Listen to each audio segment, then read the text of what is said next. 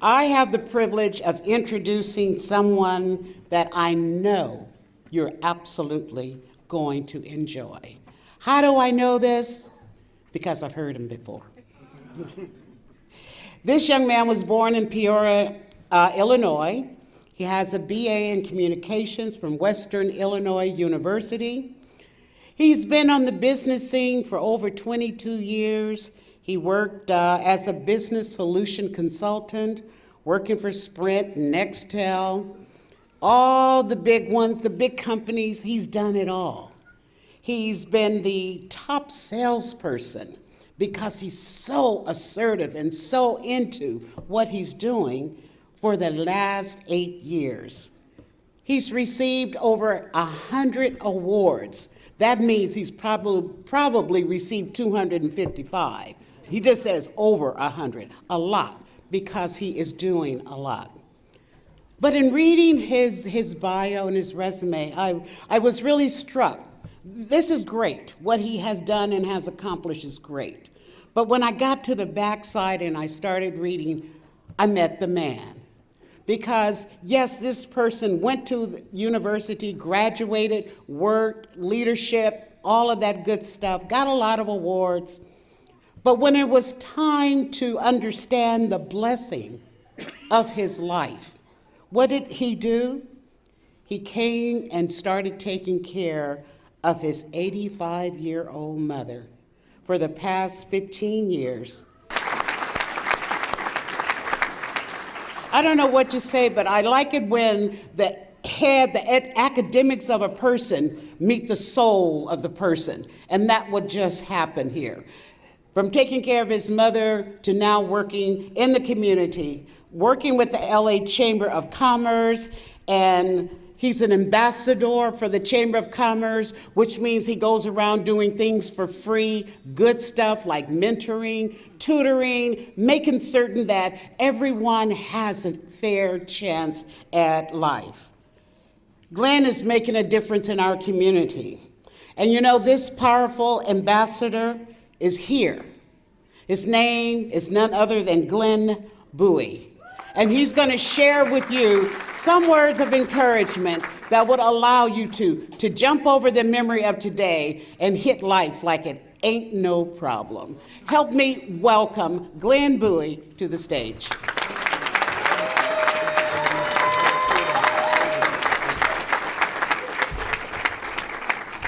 First of all, I'd like to thank the LA Job Corps for having me here today. This is truly an honor and a pleasure of being here. And to the staff of the Corps, you've done a great job. This is a fabulous day for each and every one of us. And I wouldn't be here today if it wasn't for Mr. Williams. I'd like to send a special shout out to him and thank him for blessing me to be here today.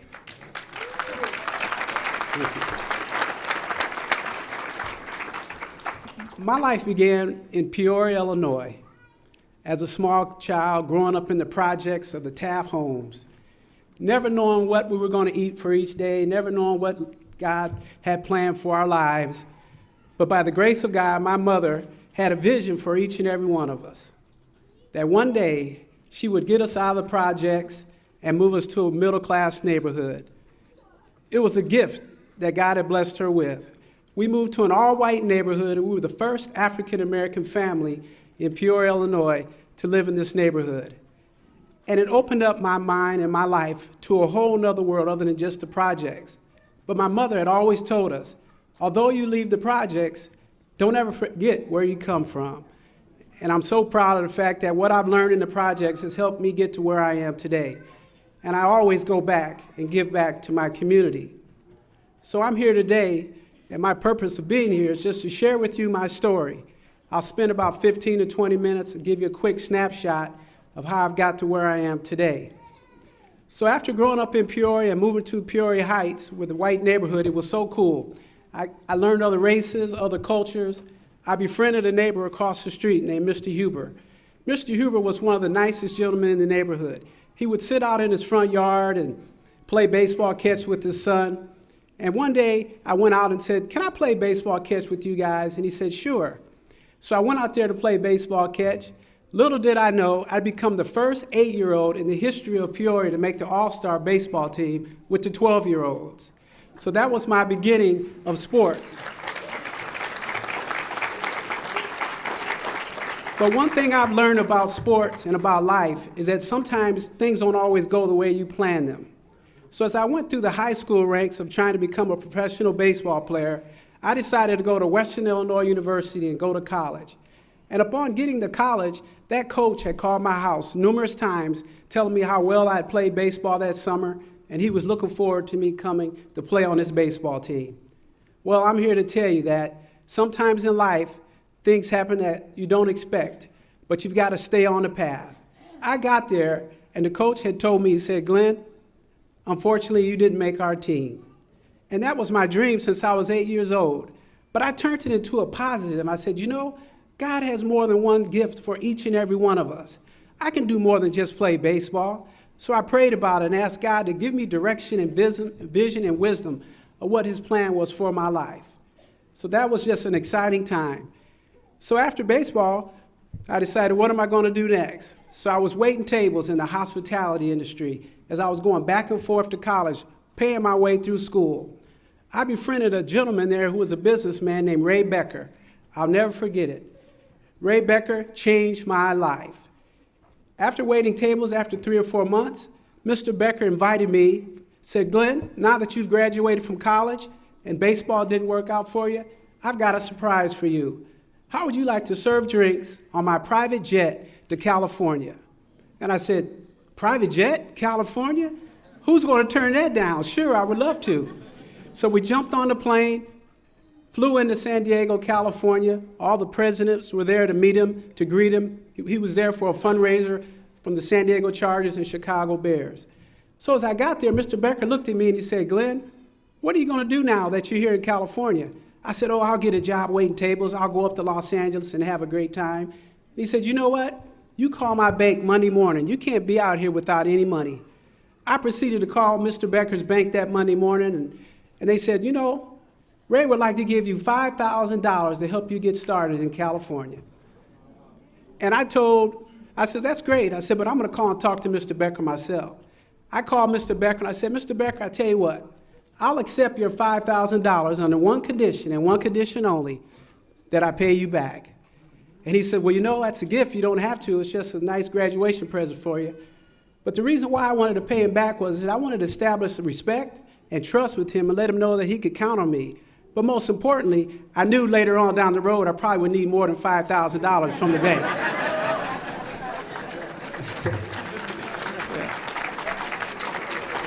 Yeah. So I left San Diego, California, headed to Los Angeles, California for the first time. I knew I had a cousin that lived up here in LA, and I was so excited to get a chance to see him. So I called my cousin. I said, "Hey, Joe, can I ride with you to work? I know you work out there at Warner Brothers Studio. I've got a stack full of resumes in my pocket. Just drop me off, and I'm going to drop resumes all over the valley and see if I can find a job." So that's what I did. But reality set in, folks. I wasn't able to find a job. Everywhere that I went, everyone kept telling me, "You've got your college education, Glenn, but you don't have any experience." And I said, "Well, how am I going to get experience if you don't give me a chance to work for you?" So after that happened, I just kept focused. And little did I know, a bell went off in my head. I saw this beautiful hotel sitting up on top of Universal Studios. And I told my cousin, I said, "Drop me off there one day. I want to go in there and see what I can do." I walked in the hotel, walked up to a gentleman named Herb Hunter. I said, "Mr. Hunter, my name is Glenn Bowie. I'm a professional waiter from Peoria, Illinois, and I'd like to wait tables here for you." Herb Hunter looked at me and said, "Well, we don't have any waiter positions, but I'd love to hire you as a bellman in the hospitality industry." I said, "Sure, I would love to take that offer." So I accepted a job as a bellhop, stayed there 5 years at the hotel. Little did I know that that was a hotel to the movie stars. I met from the Pope to the President, shadowboxed with Muhammad Ali, became good friends with Walter Payton, but the one person that I remember the most was Mr. Michael Jackson. Yes. Michael stayed there for 3 months doing his Bad video at the time, and it was so cool. I'll never forget that night. My manager said, "Glenn, can you stay overtime tonight? Michael's coming in." I said, "Oh, okay, he'll probably be in later tonight." She goes, "No, he'll be here within the hour." So picture this. The hotel's totally empty. It was a slow weekend for the hotel. No one was there. I walk out of the back office and I see a body standing way over in the corner. And as I walk and I get closer and closer, I'm looking, I saw a Laker jacket. I saw a Dodger baseball cap. I saw Michael Jordan tennis shoes on. And I saw a surgical mask over his face. And I said, that's got to be Michael Jackson. I walked up to Michael Jackson. I said, Mr. Jackson, my name is Glenn Bowie. I said, I'm the bellman here at the hotel, and I know you're here for the next 3 months to film your videos and your band and work on your album. And I'm going to build trust with you.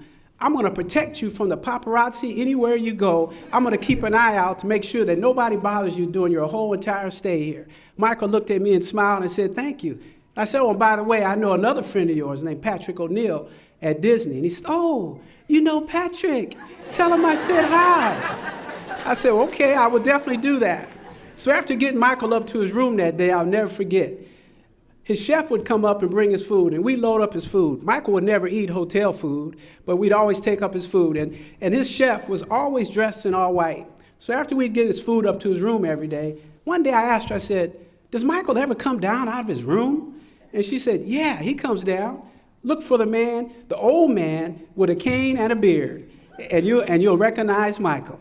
Well, sure enough, I'm standing at the front door. By now, the paparazzi's all figured out that Michael's staying at the hotel. They're asking me every day, Glenn, tell me, where's Michael? Where's Michael? I know you've got to know where he's at. And I kept telling them, I don't know where he's at. I don't know where he's at. Well, I looked down the hallway. Here comes an old man walking with a cane. I said, that's got to be Michael.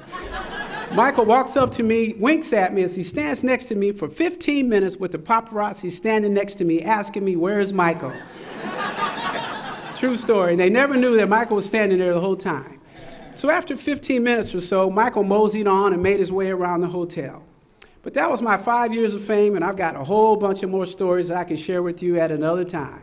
But it was a pretty incredible experience. So at that point, the gentleman that hired me, Herb Hunter, left. And I said, wow, my mentor left. Where's he going to go? What am I going to do?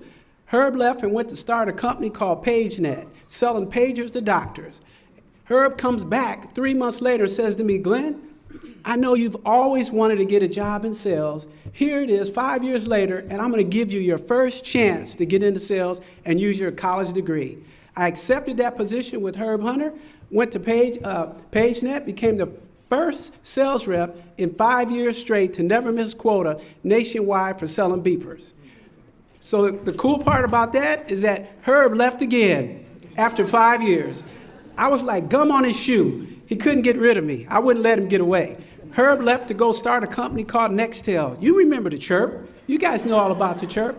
I was the first one in Los Angeles to launch the Chirp back in the day. So the cool part about it is after launching the Chirp, I became known as a cell phone to the stars. But one thing I can tell you, people are just people, you guys. Don't get it twisted, because they've been through a lot of things just like we have. And so as I move forward in life, I was just excited on what am I going to do next. So it prompted me to think about how can I help other people? How can I give back? So I decided to start my own company, Glenn Bowie Speaks, to help motivate and inspire the next generation of people and help gain market share in the corporate America world. So that's where I'm at today. And I'm here to share with each and every one of you that never give up, never give in. Always believe in yourself that you can make it. Sometimes in life you have to get off the path to get back on.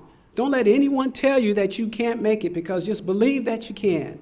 God has blessed each and every one of us, and now I'm able to take care of my mother. Who would have thought as a young child growing up to projects, I would be able to move my mother into my home? It is truly a gift, and I'm here to give back to each and every one of you. And you can find me at Glenn Bowie Speaks, and feel free to reach out to me at any time. I would love to keep up with each and every one of you and see how I can help and inspire you. People have helped me along the way, but don't ever stop. Life is kind of like the Olympics. Sometimes you jump over a hurdle and you might trip or fall. But when you get up, keep running. The race never stops. You never know where you're going to end up in life. You just never know. So always go into life with an open mind. It's nice to have social media and all the fast ways of doing life, but the reality is, people want to see people. People will love on you, and you can love on them if they see you and get to know you. And when you're doing that, always smile, because a smile will take you a long way in life these days. People are looking for that. It's a big thing that's missing in today's world.